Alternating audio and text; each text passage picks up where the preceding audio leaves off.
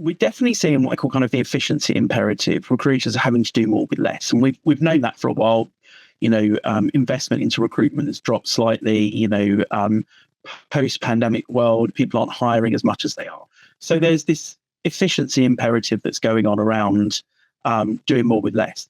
And when you think about AI, and you think about AI from an automation perspective, absolutely, we should be looking at outsourcing or delegating some of the more low value, high volume tasks that we do to AI and automation.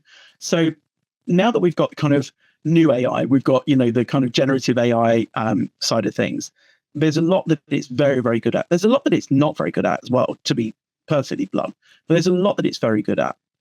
One of those things is taking unstructured data and making structure out of it and structuring it.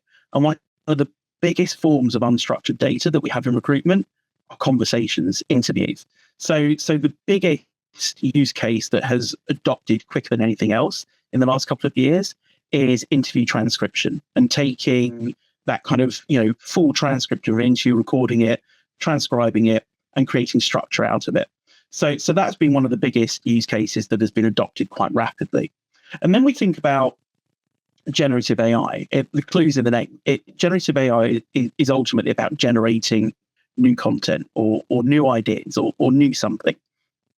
So one of the other things that we do in recruitment, where we're continuously creating something, is employee branding collateral, whether that be job adverts, social media, blogs, you name it, all those kind of things. And so being able to utilize tools to be able to, again, take away some of that repetitive, high volume, low value work is working wonders in the industry. So whenever we think about AI and automation, and whether that's generative AI, whether that's conversational AI, whether that's vision AI, whether that's optimization AI, you name it, it's about automating something that is high volume, low value.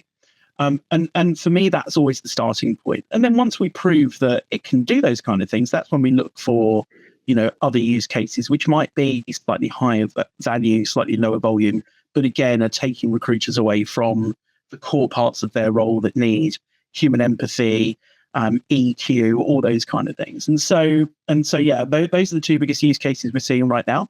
But then we look at other things like interview scheduling and all those kind of things that can be easily automated and taken away from you.